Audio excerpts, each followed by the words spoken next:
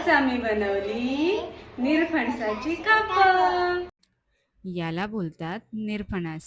कोकणात हा खूप प्रसिद्ध आहे आणि ह्याची भाजी पण छान बनते आणि कापं तर एकदम भन्नाट बनतात. कोकणात बऱ्याच ठिकाणी ही सीझनल भाजी अवेलेबल असते. म्हणूनच आज मी तुमच्यासाठी शेअर करते ही खास रेसिपी. खरं सांगायचं तर सीझनप्रमाणे मिळणारी फळं आणि भाज्या खाण्याचे वेगळेच फायदे असतात. निरफणस पण पचायला खूप हलका असतो आणि फायबर पण भरपूर असतं आणि शरीराला भरपूर एनर्जी पण मिळते. म्हणून कोकणात अजूनही निरफणस खूप आवडीने खाल्ला जातो. पहिल्यांदा मी निरफणस व्यवस्थित कापून घेतला. त्याच्यातील जी माया असते ती व्यवस्थित काढावी लागते. मग ते काढून झाल्यावर निरफणस व्यवस्थित धुवून घ्यायचा.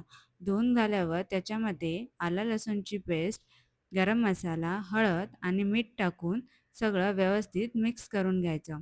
मग थोडा वेळ ठेवून द्यायचं. तोपर्यंत बाहेरच्या कोटिंगसाठी रवा तयार करायचा.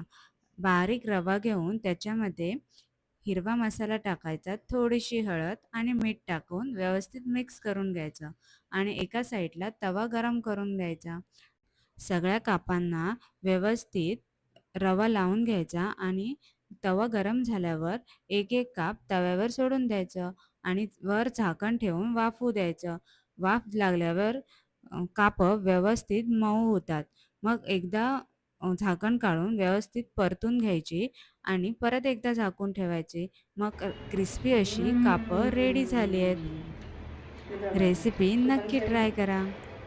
व्हिडिओ आवडल्यास लाईक करा, शेअर करा, कमेंट करा, चॅनलला सबस्क्राईब करा.